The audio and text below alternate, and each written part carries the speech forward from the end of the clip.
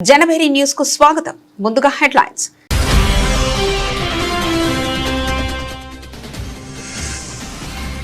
మామళ్లపురంలో ప్రారంభమైన 31వ southern general counselling సమావేశం. హాజరైన దక్షిణాది రాష్ట్రాల ముఖ్యమంత్రులు.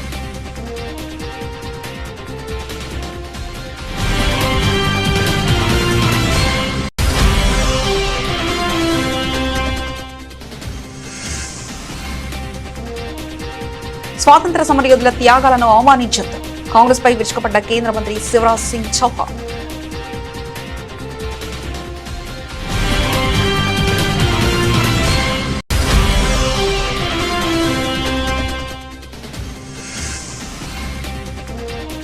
ఢిల్లీలో పాక్ హైకమిషన్ బయట కూల్చివేతలు, అనుమతించిన హద్దులు దాటిన నిర్మాణాలపై చర్యలు.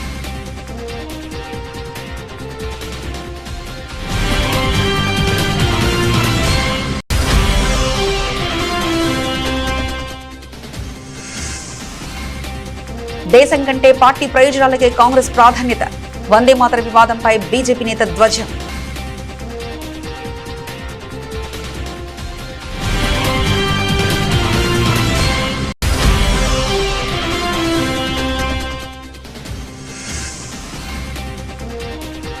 రహదారి ప్రమాదాలు, మరణాలకు నాసిరకం ప్రాజెక్టు ప్లానింగే కారణం. కన్సల్టెన్సీలపై కేంద్ర మంత్రి నితిన్ గడ్కరీ ఆగ్రహం.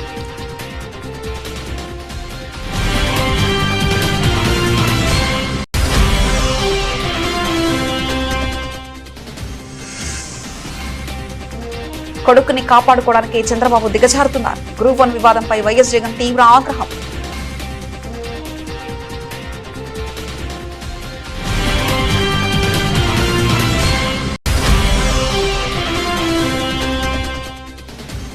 పాలిటెక్నిక్ కళాశాలను స్కిల్ యూనివర్సిటీకి ఎందుకు అనుసంధానం చేశారు? సీఎం రేవంత్ ను ప్రశ్నించిన ఆర్ఎస్ ప్రవీణ్ కుమార్.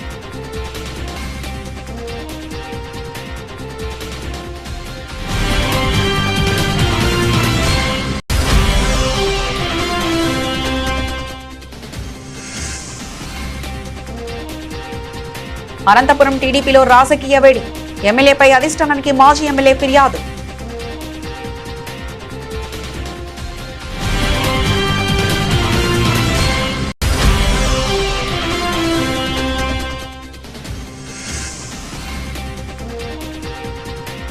సామాజిక న్యాయం కాంగ్రెస్ తోనే సాధ్యం. టీపీసీసీ అధ్యక్షుడు బి మహేష్ కుమార్ గౌడ్ స్పష్టం.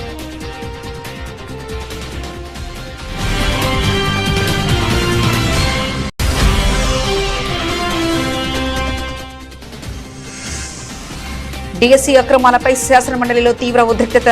సిబిఐ విచారణకు డిమాండ్ చేస్తూ ఎమ్మెల్సీల నేలపాకలు.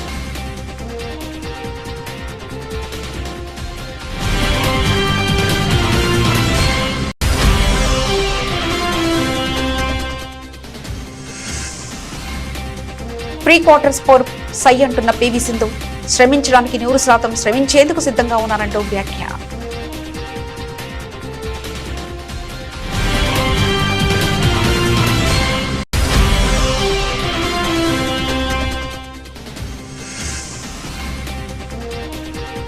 చైనీస్ అని పిలవద్దు, మేం భారతీయులం. అరుణాచల్ చిన్నారి వీడియో వైరల్.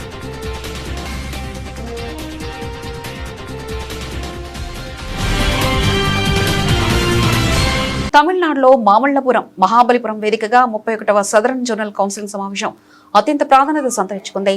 కేంద్ర హోంమంత్రి అమిత్ షా అధ్యక్షతన జరుగుతున్న ఈ కీలక భేటీకి దక్షిణ భారతదేశంలోని వివిధ రాష్ట్రాల ముఖ్యమంత్రులు, ఉప ముఖ్యమంత్రులు మరియు ఉన్నతాధికారులు వేదికపై చేరుకున్నారు. ఆంధ్రప్రదేశ్, తమిళనాడు, కర్ణాటక, కేరళ మరియు తెలంగాణ రాష్ట్రాలకు చెందిన ముఖ్యమంత్రులు మరియు ప్రతినిధులు ఒకే వేదికపైకి రావడం పట్ల సర్వత్రా ఆసక్తి నెలకొంది. ఈ సమావేశంలో రాష్ట్రాల మధ్య ఉన్న ప్రధాన సమస్యలైన నదీ జలాల పంపిణీ, ఆంధ్రప్రదేశ్ విభజన చట్టానికి సంబంధించిన పెండింగ్ అంశాలు, మౌలిక సదుపాయాల కల్పన మరియు రాష్ట్రాల మధ్య సమన్వయంపై విస్తృతంగా చర్చిస్తున్నారు. కేంద్ర రాష్ట్రాల మధ్య సయోధ్య, సహకార సమతుల్యతను పెంపొందించడమే ఈ కౌన్సిలింగ్ భేటీ ప్రధాన లక్ష్యంగా కొనసాగుతుంది.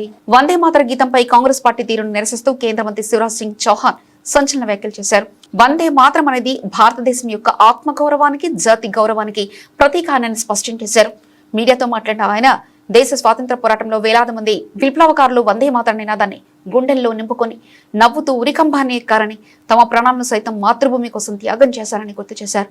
అటువంటి పవిత్రమైన వందే మాతరను పూర్తి స్థాయిలో ఆలపించకపోవడం కేవలం ఆ గీతాన్ని అవమానించడమే కాదని, సాక్షాత్తు భారత మాతను మరియు అమరవీరుల త్యాగాలను అవమానించడమేనని మండిపడ్డారు. కాంగ్రెస్ పార్టీ ఇప్పటికైనా తన వైఖరి మార్చుకోవాలని చౌహాన్ డిమాండ్ చేశారు. वंदे मातरम जिसका उद्घोष करते हुए हजारों क्रांतिकारी हंसते हंसते फांसी के फंदों पर झूल गए थे, वो वंदे मातरम जो भारत का गर्व है, वंदे मातरम को पूरा ना गाना ये वंदे मातरम का अपमान नहीं है, भारत माता का अपमान है। कांग्रेस की लीगी मानसिकता अब तक बदली नहीं है। 1937 में मुस्लिम लीग के दबाव में कांग्रेस ने यह फैसला लिया था कि वंदे मातरम पूरा नहीं गाएंगे। आज भी कांग्रेस भारत की संस्कृति, जीवन मूल्य, परंपराओं और जड़ों से जुड़ी नहीं है, वोट बैंक की घटिया राजनीति कर रही है। क्या कांग्रेस संसद के ऊपर है? क्या कांग्रेस संविधान के ऊपर है? भारत माता के इस अपमान को देश बर्दाश्त नहीं करेगा। कांग्रेस को देश कभी माफ नहीं। దేశ రాజధాని ఢిల్లీలోని పాక్ హై కమిషన్ వెలుపల అధికారులు గురువారం కూల్చివేతలు చేపట్టారు. హై కమిషన్ కు అనుమతించిన హద్దులు దాటి కొన్ని నిర్మాణాలు, బారికేడ్లు ఏర్పాటు చేసినట్లు గుర్తించడంతో ఈ చర్యలు తీసుకున్నట్లు అధికార వర్గాలు తెలిపాయి. పాక్ హై కమిషన్ వెలుపల ఉన్న రోడ్డుపై ఏర్పాటు చేసిన కొన్ని నిర్మాణాలు అధికారులు బుల్డోజర్తో తొలగించారు. హై కమిషన్ వీసా విభాగం వద్ద క్యూలను క్రమబద్ధీకరించేందుకు ఏర్పాటు చేసిన నిర్మాణాలు కూడా ఇందులో ఉన్నాయి. కూల్చివేతల తర్వాత అక్కడ శిథిలాలు కనిపించాయి. వీసా దరఖాస్తుల కోసం ఏర్పాటు చేసిన కౌంటర్లు మాత్రం కనిపించాయి. అక్కడ విండో 1 పాస్పోర్ట్ ఓన్లీ, విండో 5 కలెక్షన్లు ఆఫ్ వీసా అప్లికేషన్ అనే సూచికలు ఉన్నాయి. హై కమిషన్ ప్రధాన ప్రవేశ ద్వారం, దాని చుట్టూ ఉన్న గోడలు, గుమ్మట ఆకార నిర్మాణాలు, పాకీ చిహ్నంతో ఉన్న పెద్ద ఇనుప గేట్లు యథాతథంగా ఉన్నాయి. ప్రాంగణం చుట్టూ ఉన్న కొన్ని ప్రాంతాల్లో ముళ్ల కంచె కూడా కనిపించింది. వందే మాతర గీతానికి సంబంధించిన కాంగ్రెస్ వర్కింగ్ కమిటీ తీసుకున్న నిర్ణయంపై బీజేపీ అధికార ప్రతినిధి ఎంపీ సుధాంశు త్రివేది తీవ్రస్థాయిలో మండిపడ్డారు. పార్టీ కార్యక్రమాల్లో వందే మాతరం తొలి 2 చరణాలు మాత్రమే ఆలపించాలని కాంగ్రెస్ నిర్ణయించడాన్ని ఆయన అత్యంత తీవ్రంగా ఖండించారు. మీడియాతో మాట్లాడిన ఆయన కాంగ్రెస్ పార్టీకి దేశ ప్రయోజనాల కంటే వారి రాజకీయ ప్రయోజనాలే ముఖ్యమని, ఈ నిర్ణయంతో మరోసారి రుజువైందని ఆరోపించారు. కాంగ్రెస్ పార్టీ రాజ్యాంగం, దేశం మరియు చట్టాల కంటే తమ పార్టీ నిర్ణయాలే అత్యున్నతంగా భావిస్తుందని త్రివేది విమర్శించారు. ఈ నిర్ణయం దేశ అభిమానులు మనోభావాలను దెబ్బతీసేలా ఉందని, వందే మాతరం పట్ల కాంగ్రెస్ అనుసరిస్తున్న వైఖరి అత్యంత శోచనీయమని స్పష్టం చేశారు. आज कांग्रेस पार्टी ने अपनी बैठक में जो वंदे मातरम को लेकर प्रस्ताव पारित किया है वो अत्यंत ही निंदनीय है और इसके साथ साथ कांग्रेस पार्टी ने साबित कर दिया कि उनके लिए पार्टी देश से ऊपर है। इसलिए देश के संविधान के द्वारा प्रदत्त शक्ति के साथ संसद से पारित कानून से बड़ा है उनका कार्य समिति का प्रस्ताव, और वो भी कब? गुलामी के कालखंड की कार्य समिति 1937 का प्रस्ताव, और वो भी कौन सा प्रस्ताव? जो जिन्ना की मुस्लिम लीग के आगे पूरी तरीके से आत्मसमर्पण करके कांग्रेस ने किया था। अर्थात कांग्रेस ने यह भी साबित किया है कि वो अपने को संविधान से ऊपर, अपने को देश से ऊपर और अपने पार्टी के प्रस्ताव को संविधान के कानून से ऊपर मानती है। और उसके साथ अब इस अटकलों पर विराम लगा दिया है कांग्रेस ने कि वो अब आज की नई मुस्लिम लीग हो गई है, क्योंकि जो जिद मुस्लिम लीग की थी 1937 में वंदे मातरम को लेकर, वही जिद आज संसद से पारित कानून के बाद कांग्रेस पार्टी की है वंदे मातरम को लेकर। और मैं कांग्रेस पार्टी को यह भी और देश को याद दिलाना चाहता हूं कि ये जो इस कार्य समिति का उल्लेख उन्होंने किया है, ये 28 से 30 अक्टूबर 1937 को कलकत्ता में कांग्रेस वर्किंग कमेटी की मीटिंग में पारित हुआ था, जबकि उस समय कांग्रेस 1935 के गवर्नमेंट ऑफ इंडिया एक्ट के तहत ब्रिटिश सरकार के अधीन यूनियन जैक झंडे के नीचे ब्रिटिश क्राउन के प्रतिनिष्ठा की शपथ लेते हुए फरवरी 1937 में राज्यों में अपनी सरकार बना चुकी थी। अर्थात गुलामी के कालखंड में अंग्रेजों के प्रतिनिष्ठा की शपथ लेकर मुस्लिम लीग के आगे घुटने टेक कर जिस प्रस्ताव को पारित किया, उसको स्वतंत्र भारत में आकर उसके लिए अड़ना अत्यंत ही दुर्भाग्यपूर्ण और कांग्रेस की देश के प्रति निष्ठा और संविधान के प्रति निष्ठा पर एक प्रश्न चिन्ह है। దేశంలో జరుగుతున్న ఘోర రహదారి ప్రమాదాలు మరియు ప్రాణ నష్టానికి నాసిరకం ప్లానింగ్, లోపభూయిష్టమైన ప్రాజెక్టు నివేదికలు రూపొందిస్తున్న కన్సల్టెంట్లే ప్రధాన కారణమని కేంద్ర రహదారుల శాఖ మంత్రి నితిన్ గడ్కరీ తీవ్రస్థాయిలో ధ్వజమెత్తారు. ఇలాంటి బాధ్యతారాహిత్యమైన కన్సల్టెంట్లను ప్రమాదాలకు కారణమైన ముద్దాయిలుగా పరిగణించాల్సి ఉంటుందని ఆయన ఘాటు వ్యాఖ్యలు చేశారు. న్యూఢిల్లీలో జరిగిన ఒక కార్యక్రమంలో మాట్లాడిన ఆయన దేశవ్యాప్తంగా ఏటా సుమారు 5 లక్షల రోడ్డు ప్రమాదాలు జరుగుతున్నాయని, అందులో దాదాపు 1.8 లక్షల మంది ప్రాణాలు కోల్పోతున్నారని ఆవేదన వ్యక్తం చేశారు. ఈ ఘోర ప్రమాదాలు అన్నిటి వెనుక సరిగ్గా డిజైన్ చేయని, క్షేత్రస్థాయి పరిశీలన లేకుండా రూపొందించిన లోపభూయిష్ట DPRల సమస్య ఉందన్నారు. दूसरे हमारे यहाँ जो कल्प्रिट है, I am sorry to use this word, वो है DPR बनाने वाले. ये घर में बैठ के DPR बनाते, गूगल पे देखकर इतने घटिया क्वालिटी के DPR बनाते हैं कि आज रोड में 5 लाख एक्सीडेंट हो रहे, 1,80,000 डेथ हो रही है. 40% एक्सीडेंट हमारे रोड पर होते हैं और सब रोड पर प्रॉब्लम डिफेक्टिव DPR. और ये DPR बनाते समय अपेक्षा ये कि हमारे नीचे लेवल के अधिकारी उसको चेक करें. मैंने ये भी सजेशन दिया था कि नहीं तो IIT के सिविल इंजीनियरिंग डिपार्टमेंट के लड़कों को बोलो कि आप DPR चेक करो कि उसमें गलतियां क्या है, देखो. तो इतने DPR पहले हम लोग लोवेस्ट वाले को देते थे. ऐसे ऐसे लोग आए. एक तो मैंने एक को कहा था कि हमारे डिपार्टमेंट के सर विश्वेश्वरैया है, क्योंकि वही सब DPR में वही क्वालिफाई होता था, बोगस कंपनी है, और सब काम उसको. मैंने बोला ये क्यों प्रिय है तुमको इतना, क्यों लोएस्ट है. अब हमने कहा कि प्राइस नहीं रही है, अब नई पॉलिसी आई. अब दूसरा उसमें एक है कि DPR परफेक्ट मिलना, इसमें हमें भी काफ़ी पॉलिसी में सुधार करना होगा. अभी तो मुझे बीच में ऐसा लग रहा था कि वर्ल्ड बैंक के हिसाब से, वर्ल्ड स्टैंडर्ड के हिसाब से DPR देते समय हम ये देखें कि भाई 51% स्टेक जो इंटरनेशनल कंपनी के है उसी को हम लोग 1000 करोड़ के ऊपर के काम का DPR बनाने के लिए देंगे. यहाँ तक क्योंकि यहाँ के हमारे यहाँ के लोगों ने इतना डाइल्यूट कर दिया और क्वालिटी इतनी ख़राब की, पर अब उनके ऊपर भी नज़र है, छोड़ेंगे नहीं उनको, क्योंकि ये देश का लॉस है. इसके कारण काफ़ी नुकसान होता है, लोगों के एक्सीडेंट होते हैं. तो पहली बात तो है कि हमें, आप भी कॉन्ट्रैक्ट करने के पहले फिकी भी इसमें इनिशिएटिव ले कि हमें इंटरनेशनल स्टैंडर्ड का परफेक्ट डिटेल प्रोजेक्ट रिपोर्ट सरकार में, मेरे डिपार्टमेंट में नहीं, हम सब कामों में कैसे मिले. और उसमें ये तो बिल्कुल स्वाभाविक है कि टेक्नोलॉजी अपग्रेड होती रहती है. मैं बहुत बार एक बात याद रखता हूँ कि innovation, entrepreneurship, science, technology, research, skill and successful practices, we name it as knowledge, and conversion of knowledge into wealth is the future. तो ये बिल्कुल सही है कि upgradation of knowledge, upgradation of technology is a continuous process, और इसलिए हमने सीखना चाहिए. हर चीज़ नई नई बातों से हमको सीखने के लिए मिलती है, और अच्छे काम करने वालों को हमने सपोर्ट करना चाहिए, और गलत काम करने वालों के बारे में देखना चाहिए कि आगे सिस्टम से वो बाहर जाए. मुझे लगता है कि इसके लिए डिटेल प्रोजेक्ट रिपोर्ट ये बहुत बड़ी समस्या है.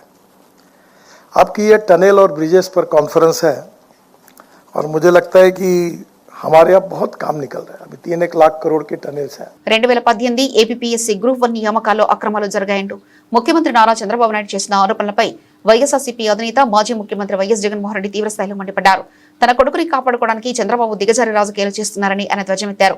తాడేపల్లిలోని పార్టీ కేంద్ర కార్యాలయంలో విలేకరులతో మాట్లాడిన వైఎస్ జగన్ 2018 గ్రూప్ 1 కి సంబంధించిన ప్రిలిమ్స్ పరీక్ష చంద్రబాబు ప్రభుత్వంలోనే పూర్తయిందని, తమ ప్రభుత్వం కేవలం మెయిన్స్ పరీక్షలను మాత్రమే పారదర్శకంగా నిర్వహించిందని స్పష్టం చేశారు.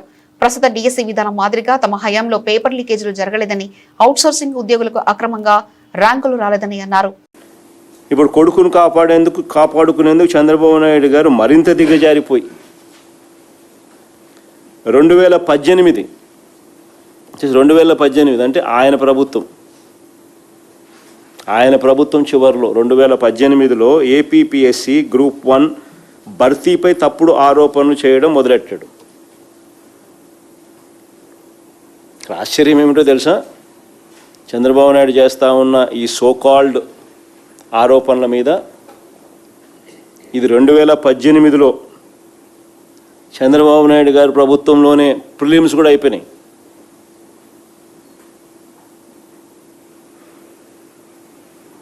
ప్రిలిమ్స్ కూడా ఆయనే చేసినాడు. మేము చేసిన దానిలో ఊరికే మెయిన్స్ కండక్ట్ చేయడమే. సో ఎక్కడొస్తాయండి వెస్టెడ్ ఇంట్రెస్ట్లు ఎవరికైనా కూడా? అసలు ఎవడన్నా మాట్లాడేదానికైనా కానీ రీజన్ ఉండాలన్నా, హద్దు పొద్దు ఏదైనా ఉండాలన్నా? మరింత దిగజారిపోయి 2018లో ఏపీపీఎస్సీ గ్రూప్ 1 భర్తీపై తప్పుడు ఆరోపణలు చేయడం మొదలుపెట్టాడు. 163 మంది ఉన్నత ఉద్యోగుల జీవితాలను అతలాకుతలం చేయాలని చంద్రబాబు నాయుడు గారు టార్గెట్గా తీసుకొని వ్యవహరిస్తూ ఉన్నాడు. దీనికి సంబంధించి కొన్ని విషయాలు చెప్పాలి.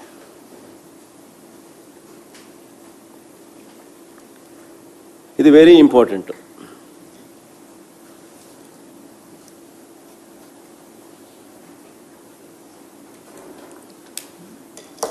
అప్పటి ఏపీపీఎస్సీ పరీక్షల్లో ఇప్పటి చంద్రబాబు నాయుడు గారు గవర్నమెంట్లో కండక్ట్ చేసిన డిఎస్సి మాదిరిగా పేపర్ లీకేజ్ అప్పుడు జరగల.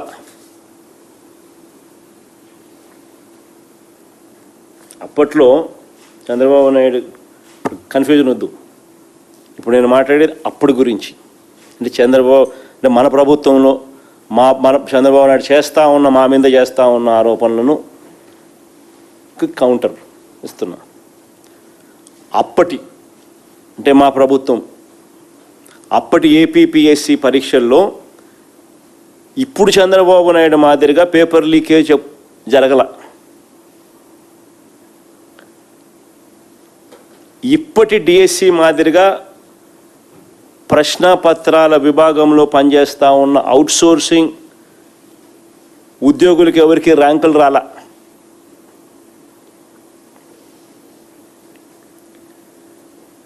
ఎవరికి అనుకూలంగా ప్రత్యేకమైన జీవోలు తీసుకొని రాలా.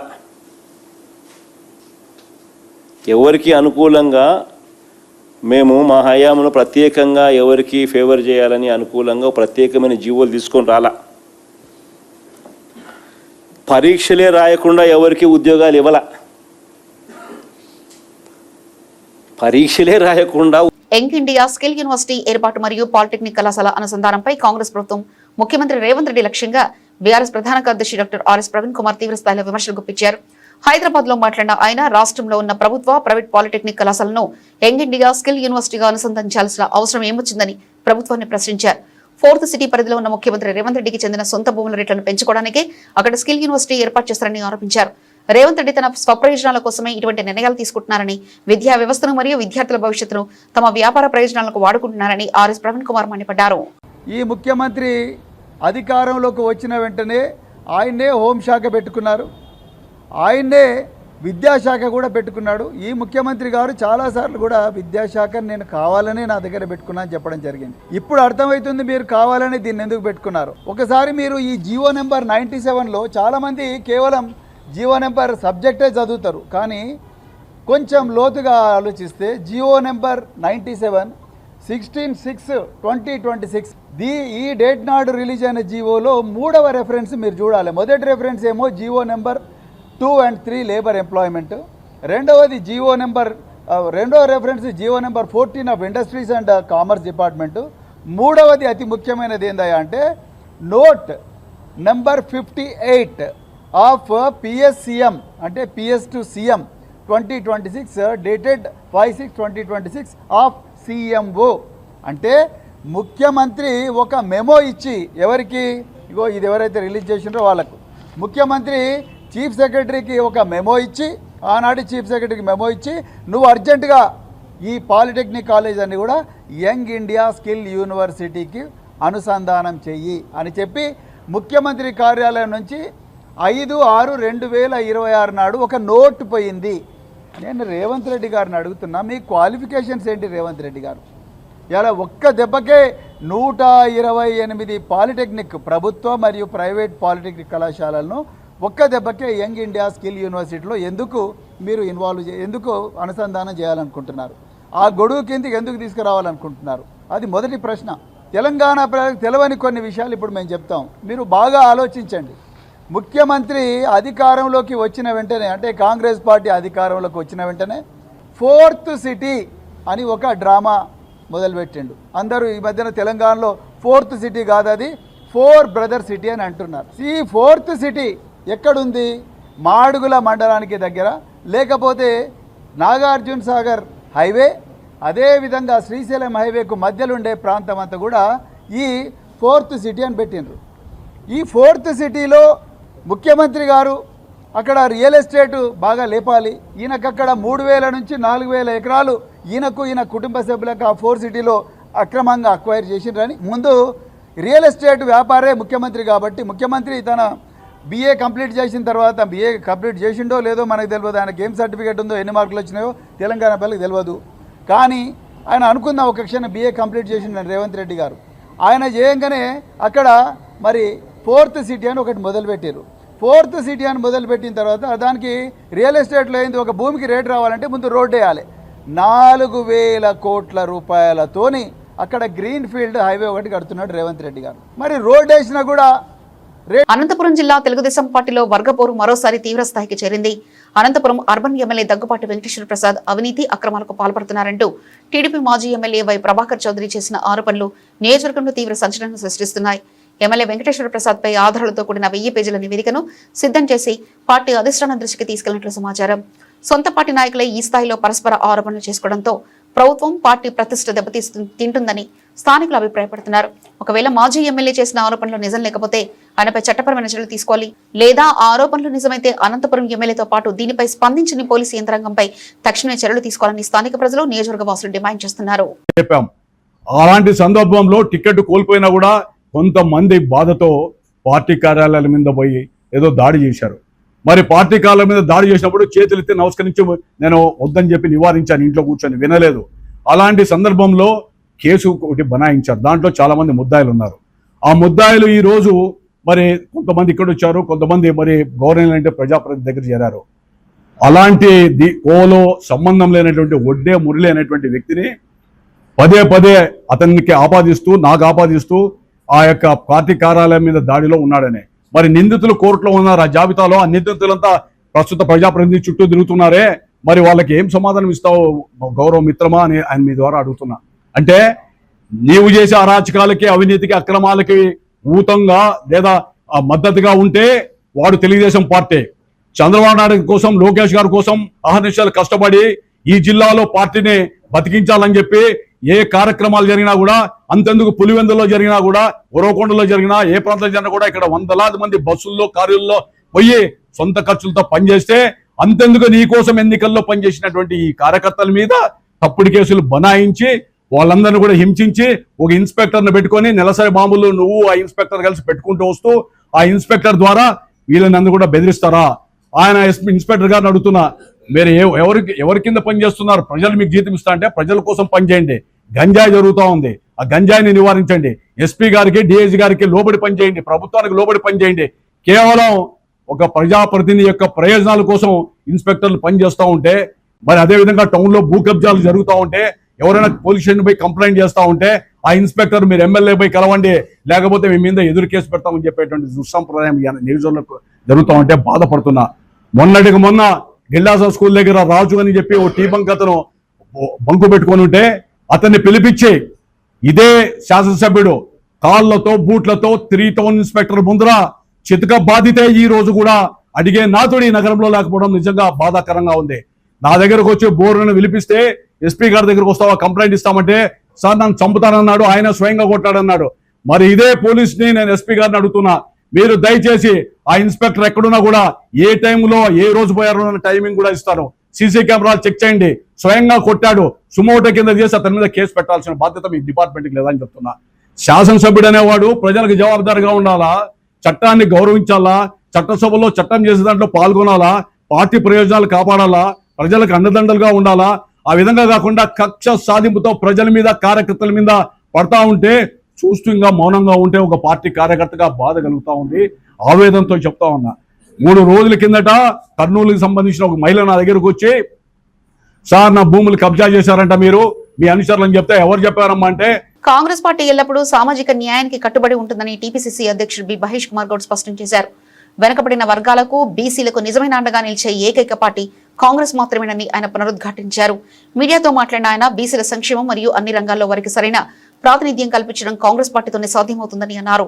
సమాజంలో ప్రతి ఒక్కరికి సమాన అవకాశాలు కల్పించడమే లక్ష్యంగా కాంగ్రెస్ ప్రభుత్వం పనిచేస్తుందని, బీసీల పురోగతికి రాబోయే రోజుల్లో మరిన్ని సంక్షేమ కార్యక్రమాలు చేపడతామని టీపీసీసీ అధ్యక్షుడు బి మహేష్ కుమార్ గౌడ్ తెలిపారు. కాంగ్రెస్ పార్టీలో బీసీలకి ఎస్సీలకి ఇచ్చినటువంటి మైనార్టీకి ఇచ్చిన ప్రాముఖ్యత ఏ ఇతర పార్టీలో వస్తుందా? టీఆర్ఎస్ పార్టీ అధ్యక్షుడు ఎవరు, ముఖ్యమంత్రి ఎవరు?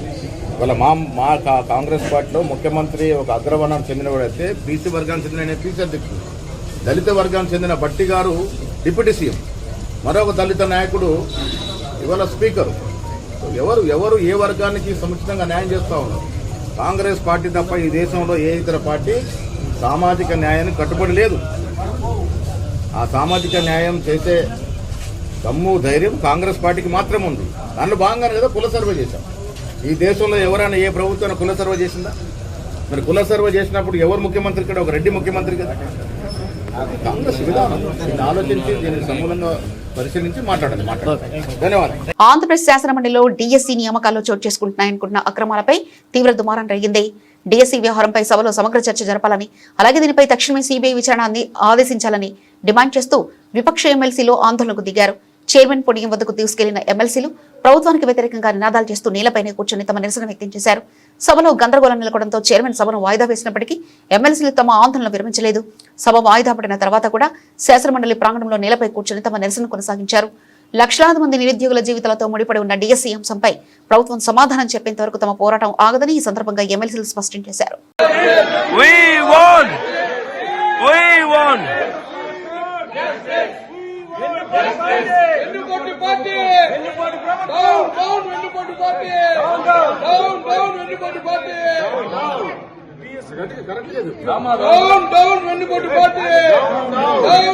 BWF ప్రపంచ బ్యాడ్మింటన్ ఛాంపియన్షిప్ లో భారత స్టార్ షట్లర్ పివి సింధు మరో కీలక సమరానికి సన్నాహాలు పూర్తి చేసుకున్నారు. రౌండ్ ఆఫ్ 16 నాకౌట్ మ్యాచ్ కు ముందు మాట్లాడిన సింధు ఈ స్థాయి పోటీలో ప్రతి విజయం వెనుక కఠినమైన శ్రమ ఉంటుందని అభిప్రాయపడింది. ముఖ్యంగా అంతర్జాతీయ వేదికపై సుదీర్ఘంగా సాగే మ్యాచ్లను ఎదుర్కొనేందుకు మానసికంగా శారీరకంగా సిద్ధంగా ఉండడం ఎంతో ముఖ్యమని పేర్కొంది. కోర్టులో అడుగుపెట్టిన ప్రతిసారి తన 100% అత్యుత్తమ ప్రదర్శన ఇచ్చేందుకు శ్రమిస్తానని స్పష్టం చేసింది. గత అనుభవాలను దృష్టిలో ఉంచుకొని ఈ రౌండ్ ఆఫ్ 16 పోర్లో విజయం సాధించి తదుపరి దశకు చేరుకోవడమే తన లక్ష్యమని పివి సింధు ధీమా వ్యక్తం చేశారు. Yeah, I think that is a confident, that gives me confidence.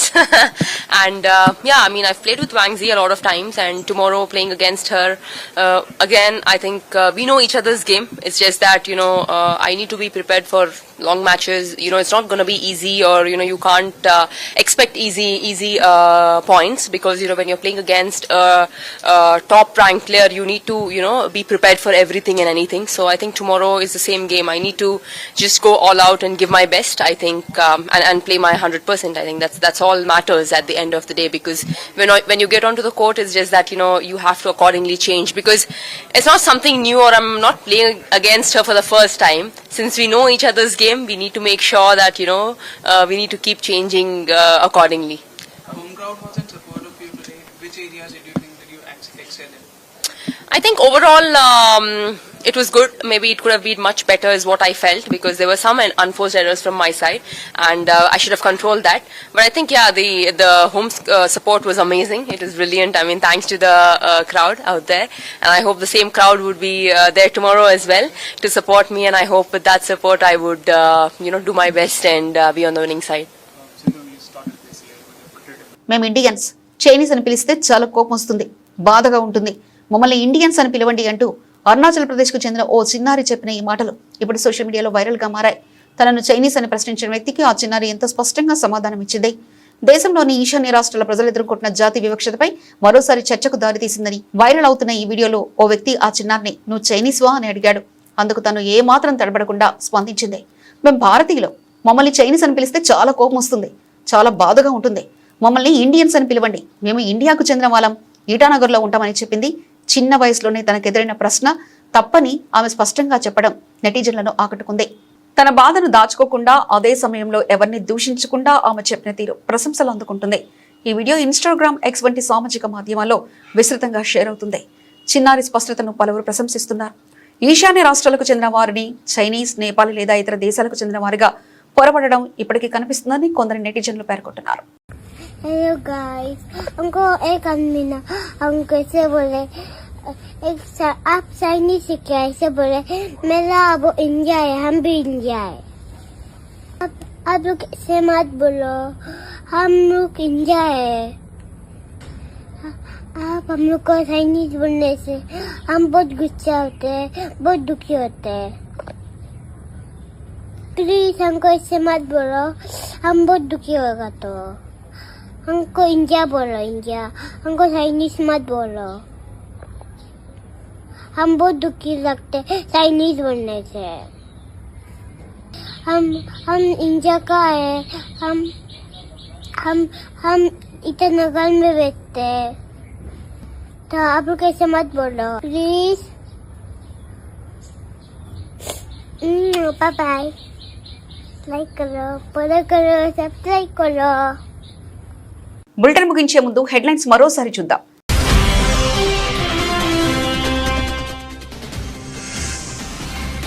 మామళ్లపురంలో ప్రారంభమైన 31వ సదరన్ జనరల్ కౌన్సిలింగ్ సమావేశం హాజరైన దక్షిణాది రాష్ట్రాల ముఖ్యమంత్రులు.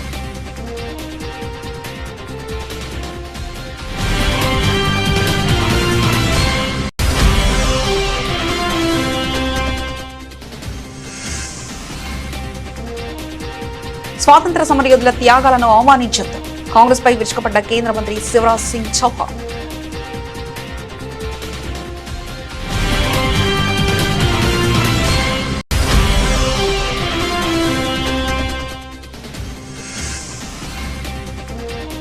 ఢిల్లీలో పాక్ హైకమిషన్ బయట కూల్చివేతలు, అనుమతించిన హద్దులు దాటిన నిర్మాణాలపై చర్యలు.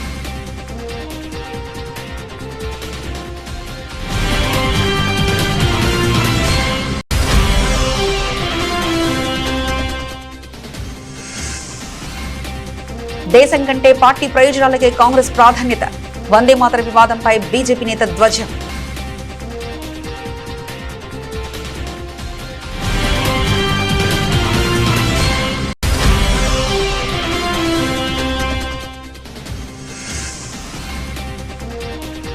రహదారి ప్రమాదాలు, మరణాలకు నాసిరకం ప్రాజెక్టు ప్లానింగే కారణం, కన్సల్టెన్సీలపై కేంద్ర మంత్రి నితిన్ గడ్కరీ ఆగ్రహం.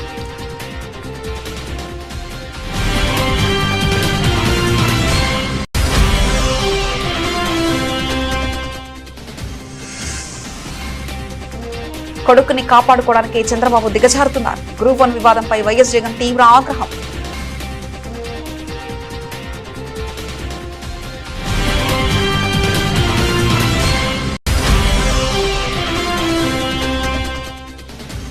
పాలిటెక్నిక్ కళాశాలను స్కిల్ యూనివర్సిటీకి ఎందుకు అనుసంధానం చేశారు, సీఎం రేవంత్ ను ప్రశ్నించిన ఆర్ఎస్ ప్రవీణ్ కుమార్.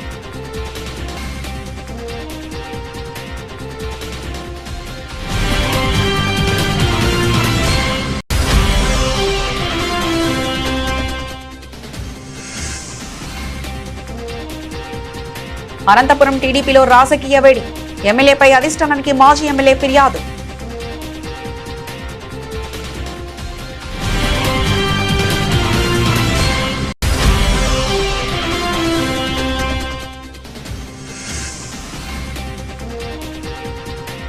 సామాజిక న్యాయం కాంగ్రెస్ తోనే సాధ్యం, టీపీసీసీ అధ్యక్షుడు బి మహేష్ కుమార్ గౌడ్ స్పష్టం.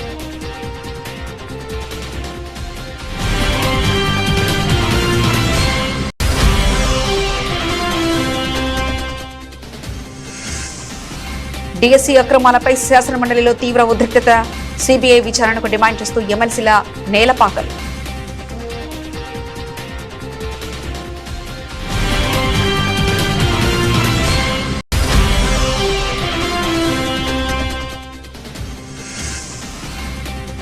ప్రీ క్వార్టర్స్ పోర్ సై అంటున్న పివి సింధు, శ్రమించడానికి 100% శ్రమించేందుకు సిద్ధంగా ఉన్నారంటూ వ్యాఖ్య.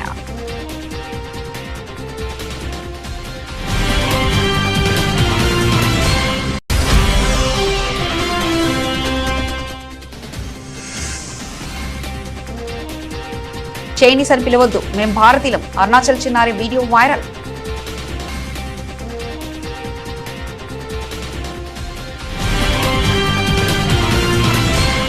ఇవి ఇప్పటివరకున్న అప్డేట్స్. మరో బులెటిన్లో మళ్ళీ కలుసుకుందాం. అంతవరకు సెలవు, నమస్కారం.